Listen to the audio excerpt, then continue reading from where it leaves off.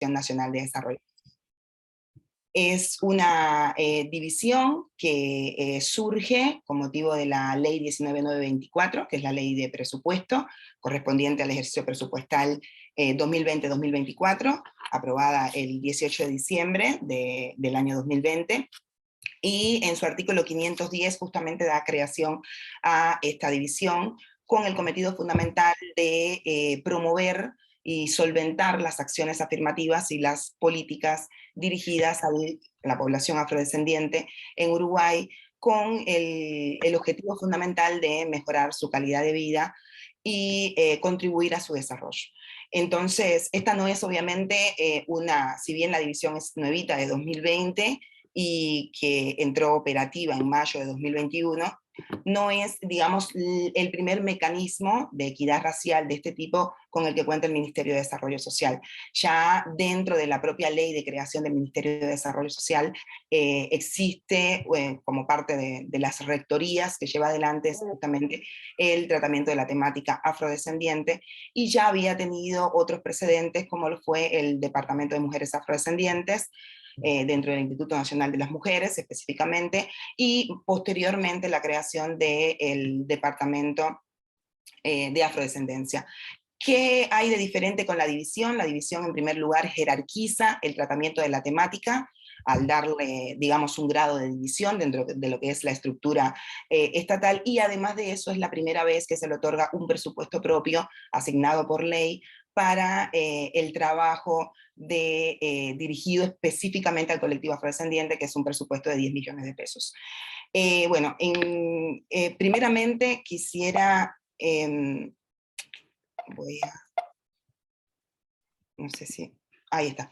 Primeramente quisiera que nos tomáramos quizá 2 minutos con una pregunta, más bien una consigna disparadora, donde les voy a pedir, como bien indica la diapositiva, que identifiquemos dentro de nuestros vínculos cercanos a personas afrodescendientes, teniendo en cuenta los siguientes ámbitos: puede ser en el ámbito barrial, en el ámbito familiar, en el ámbito educativo, laboral, o personalidades que consideremos que puedan ser, no sé, dentro del ámbito de la política, dentro del ámbito del deporte, dentro del ámbito de la ciencia, es decir, que nos hagamos un panorama e intentemos identificar personas afrodescendientes. Quizás nos tomamos unos 2 minutos y después, capaz que minuto y medio, porque estamos medio apretados con el tiempo, y luego entonces los que quieran compartir en otro minuto más, quedo atenta.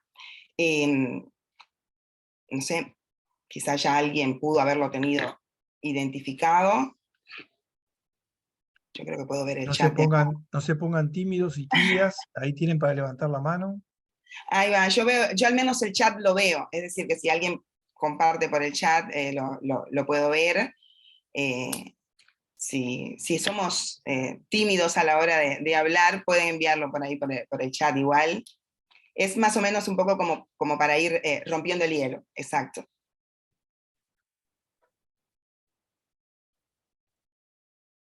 ¿No? Ahí está, Andrea, muchas gracias. Andrea nos dice que su abuelo es el padrastro de su hija. Ahí va, compañeros. María Montoro nos dice que Gloria Rodríguez, la senadora nacionalista. Andrea nos dice, y personalidades. Paula Peña, como Eduardo Daluz, bien. Janet Julián, perdón, mi mejor amigo Claudio, director de UTU de Florida, mira qué bien. Patricia Ponce nos dice que Patricia Ponce, mi mejor docente de anatomía, es afrodescendiente, es neurocirujano, el mejor, mira, no sabía. Virginia Albano y Albano Boni, perdón, amistades y relaciones laborales, pero excelente. Es decir que Edgardo Ortuño, sí, por supuesto, también mi abuela compañera nos dice Paula Peña, Leticia nos dice mi abuela, compañera laboral, Ortuño, Rada, Débora Rodríguez, excelente. Muy bien, ahí en distintos ámbitos, en el deporte, en la cultura, en la política, Edgardo Ortuño, excelente.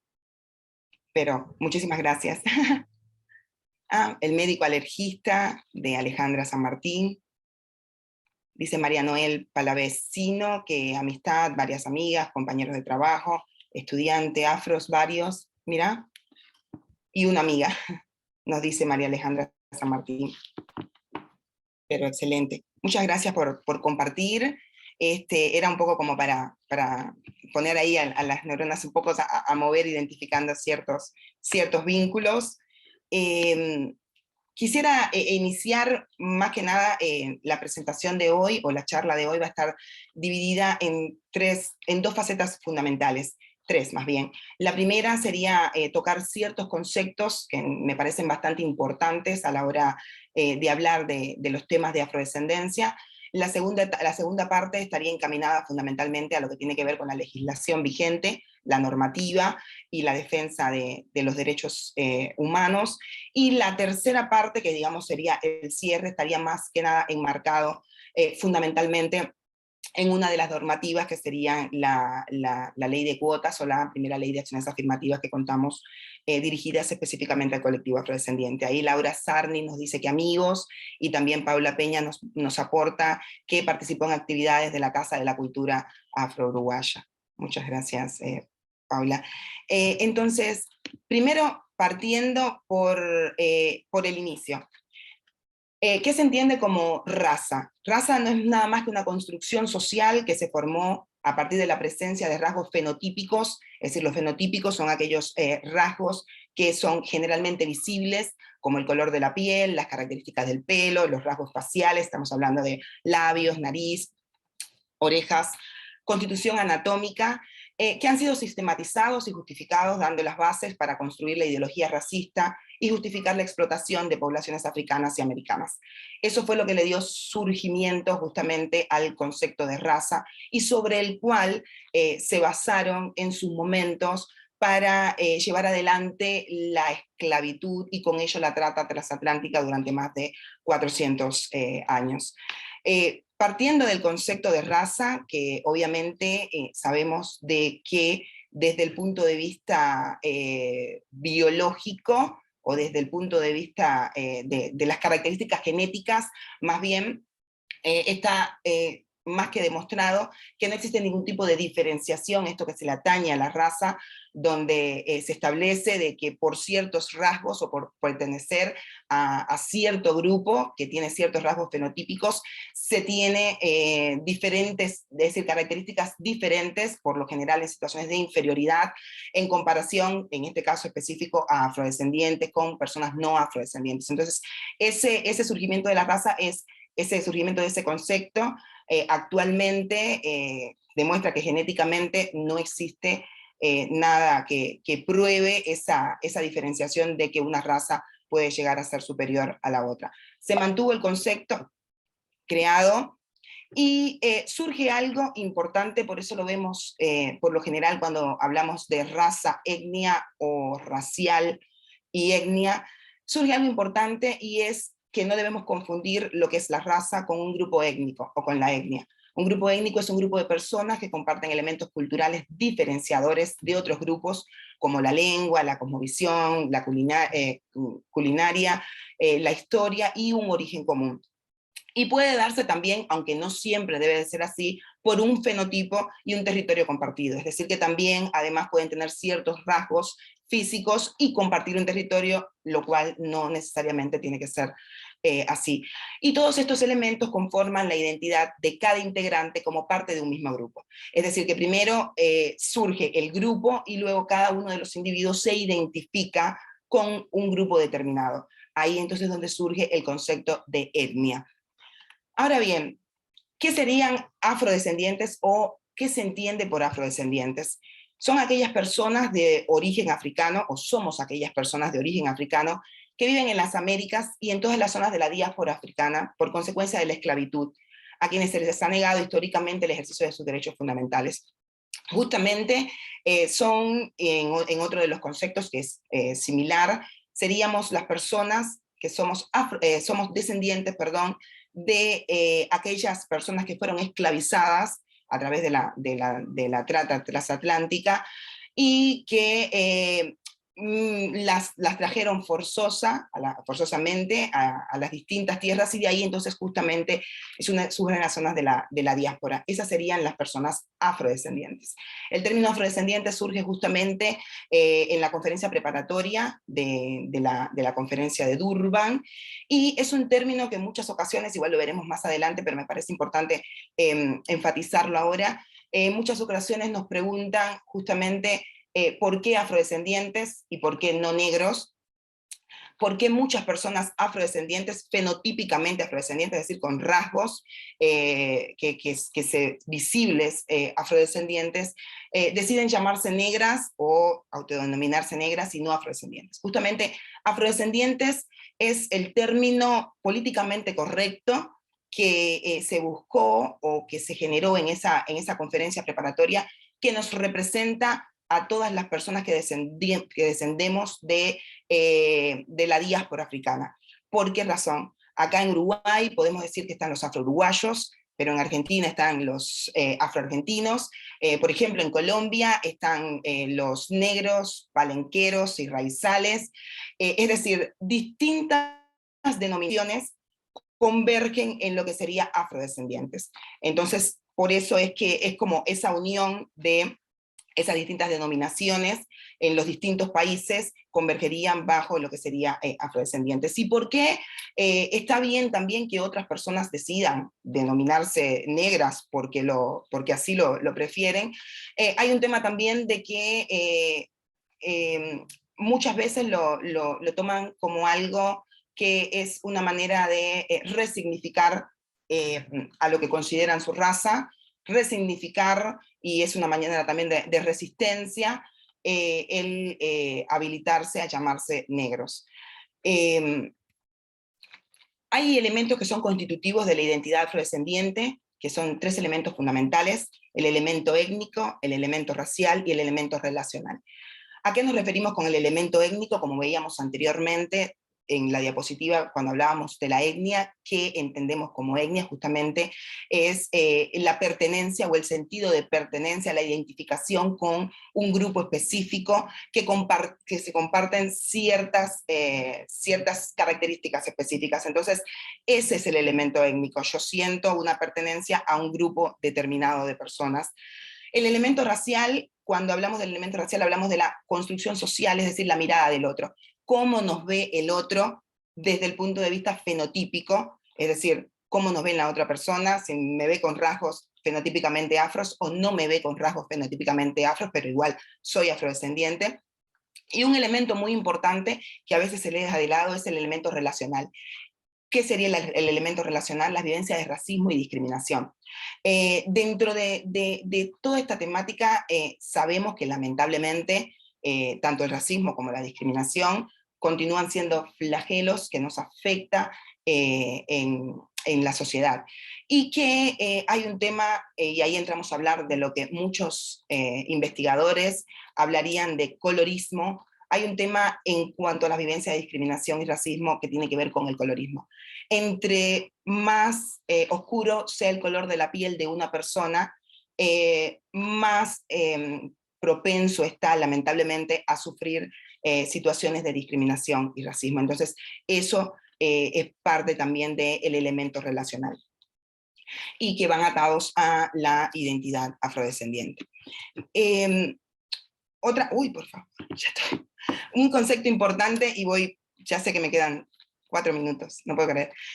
Un concepto importante también es el tema del racismo. El racismo es simple y llanamente una ideología basada justamente en esa clasificación que se hizo de las razas, y su puesta en práctica se afirma a través de eso de establecer unas supuestas superioridades raciales, y actúa en 3 planos fundamentales: en lo que serían los sentimientos, cuando tenemos ciertos prejuicios. Los prejuicios no son más que una evaluación preconcebida de un individuo o de un grupo de individuos por pertenecer a un colectivo o por identificarse con un colectivo determinado.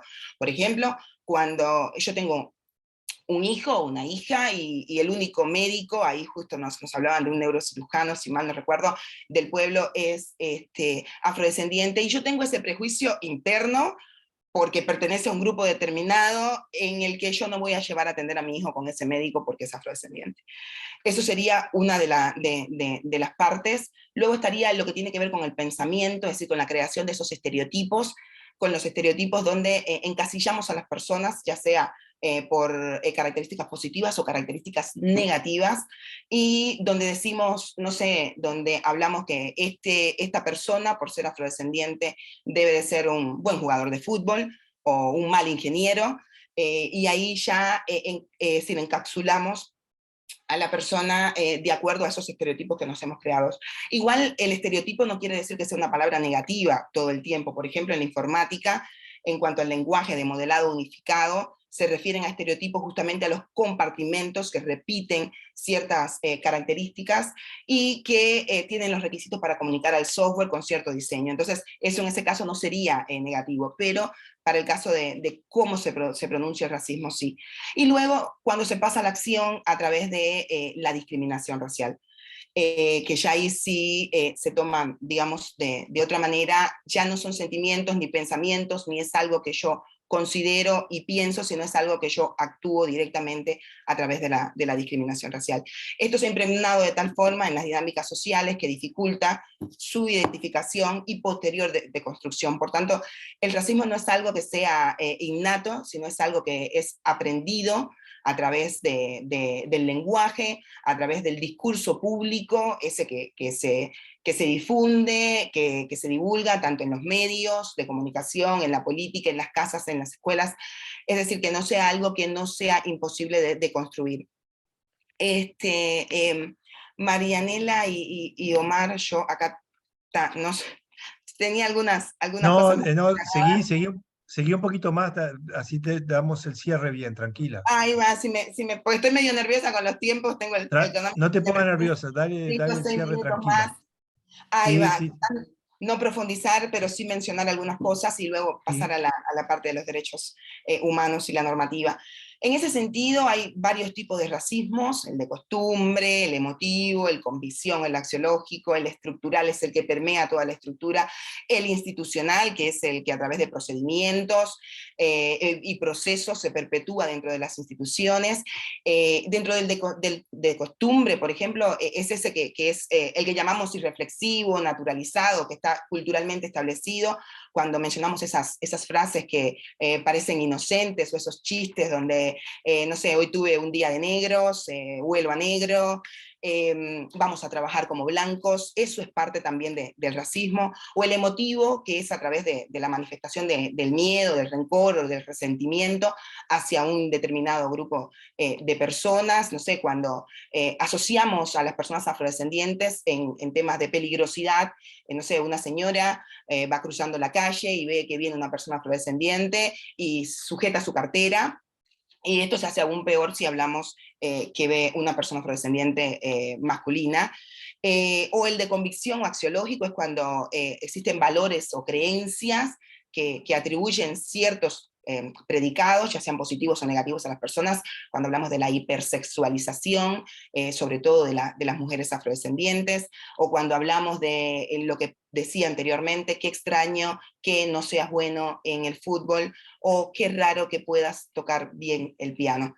Esos serían algunos tipos de racismo y que es muy importante a veces también reconocerlos para poder entonces trabajar sobre la base de ello, porque está tan internalizado que muchas veces no nos damos cuenta.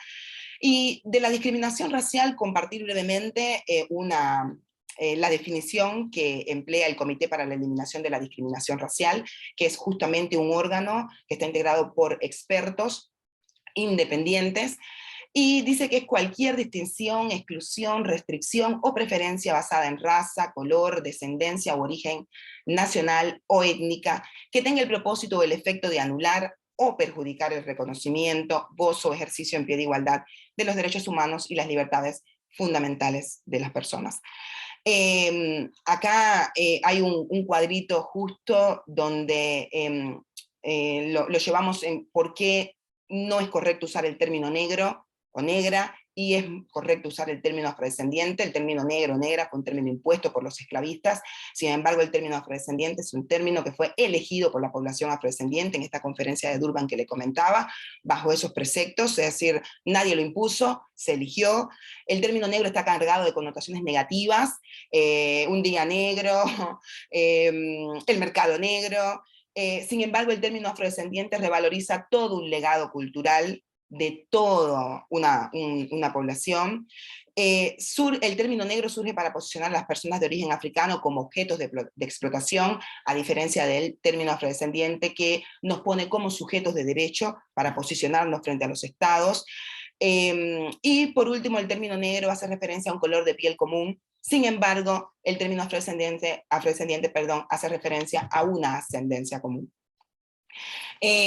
Acá hay un mapa pequeño. En Uruguay, el 8,1% de la población, de acuerdo al último censo de población y vivienda, desarrollado en 2011, ahora esperamos tener uno en 2023, el 8,1% de la población se autopercibía como afrodescendiente, ubicándose ese mayor porcentaje proporcional en los departamentos del norte, en Artigas, Rivera, Cerro Largo, Salto, Tacuarembó, y bueno, un 9% que se autorreconocía como afrodescendiente en Montevideo, es decir, que 3/4 de las personas que se autorreconocen como afrodescendientes están en estos 6 departamentos. El término interseccionalidad sí creo que ya lo vieron, así que le paso muy por arribita, igual yo puedo compartir la diapositiva. Fue algo acuñado por Kimberly Crenshaw en 1989, en uno de sus artículos académicos, donde daba cuenta cómo las diferencias en cuanto a la identidad de las personas hacía de que estuviesen sometidas a múltiples discriminaciones, es decir, a múltiples formas de exclusión social cuando convergían en una sola persona, de manera simultánea diferentes características de su identidad. Es decir, por lo menos, por ejemplo, mí misma, soy afrodescendiente, soy migrante, soy mujer. Entonces ahí tendríamos un claro factor de interseccionalidad en cuanto a las discriminaciones. Acá un pequeño esquemita respecto de la discriminación en centros educativos, con un estudio que se hizo con el BID en 2019, donde podemos apreciar que se le preguntó a los estudiantes de una manera diáfana cómo se habían sentido discriminados entre ellos, y lo que prevaleció en ese momento con un 33,9% fue el color de piel o pelo. Es decir, que justamente la discriminación específicamente por el tema racial, y el 56,5% de los estudiantes se sintieron discriminados al menos una vez por alguna razón. Yo pasar fundamentalmente a lo que tiene que ver con los tratados internacionales en la materia. Acá estaría la Declaración Universal de los Derechos Humanos, la Declaración sobre la Eliminación de todas las formas de discriminación racial, el Pacto Internacional de los Derechos Económicos, Sociales y Culturales, la Conferencia Mundial contra el Racismo, la Discriminación, la Xenofobia y las formas conexas de intolerancia, que fue desarrollada en Durban en 2001, como le comentaba. Estos son algunos de los tratados internacionales, digamos, que tienen que ver con la defensa de los derechos humanos de las personas afrodescendientes. Y en cuanto a la normativa nacional, me gustaría no cerrar sin mencionar fundamentalmente 2 artículos del Código Penal, el artículo 149 bis y el artículo 149 ter.